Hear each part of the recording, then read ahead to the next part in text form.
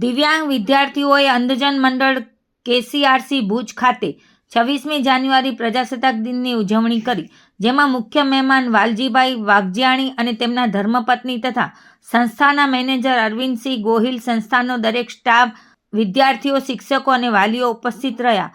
દિવ્યાંગ વિદ્યાર્થીઓના યુનિફોર્મના દાતા વાલજીભાઈના હસ્તે ધ્વજ ફરકાવવામાં આવ્યો.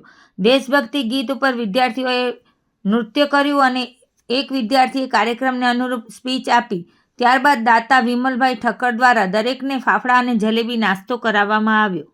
આદરણીય મહેમાનો, મેનેજર શ્રી અને સર્વે વાલીઓ અને મારા પ્રિય સ્ટાફગણ અને શિક્ષકો અને મારા પ્રિય મિત્રો, આજે હું પ્રજાસત્તાક દિવસ વિશે ટૂંક બે શબ્દ કહેવા માગું છું.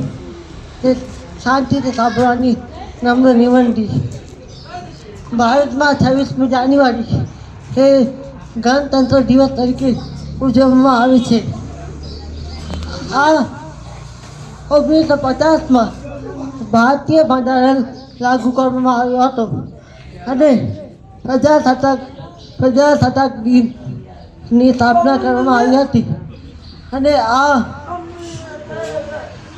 અને ભારતીય બંધારણ લાગુ કરવામાં આવ્યો હતો એટલે ભારત પ્રજાસત્તાક બન્યું. આ દિવસ મહાપુરુષોની યાદમાં ઉજવવામાં આવે છે.